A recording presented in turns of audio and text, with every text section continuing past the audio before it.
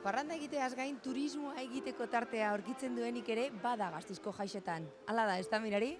Bai, jendeak azkenen denetako dauka denbora, jaien ateratzeko, parrandaiteko, katedrala ikusteko, denetako denbora eta gogoa bai. Bere 14. mendeko atarian gaude, sarreran gaude, sarrera nagusian. Estatuan agian ez dago alakorik. Hobenetako hau da, 14. menden, hobenetako hau da. Ikusten nola irudik detaile asko dezkaten, oso ondo inda dauden, oso delikatua da, eta jendeak oso gustukoa du bai. Bikote, ze turismo egiten, jaietan, Bai, Gasteizeko katedrala ikusten behintzat. eta gero parranda. Baita, bisak itxeko asmoakin, bai. Nondik zatozte?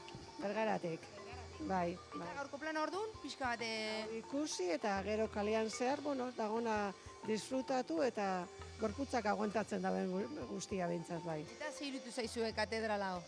Etorri bari den eta benetan gauza dotoria da eta dotoretzen diardu gainera. Bitxia da, bai. Mirari, ze bizta ederra hemendik, Ze polita. Hau egia esan ikusgarria da, eta honea hemen denak arritze dira. Berdin dugu estetko dian, kanpokok, Alemaniakok edo estatu badutakok denak arritze dira ikustegenekin bai. Koruan gaude, gure aurre nabe nagusia, eta justuan gure pare-paren, altarean da, obra bukagutakoan. Noizko, oraindik falta da.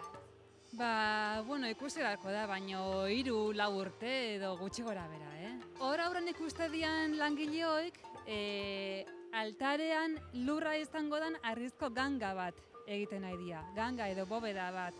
Orduan, egia esan, aspaldi Europan ez zuten olako beste gangaikin, eta hemen egiten nahi dira, eta ikusteko aukera baita interesantea da. Nondik zatozte, de onde beniz? De Madrid.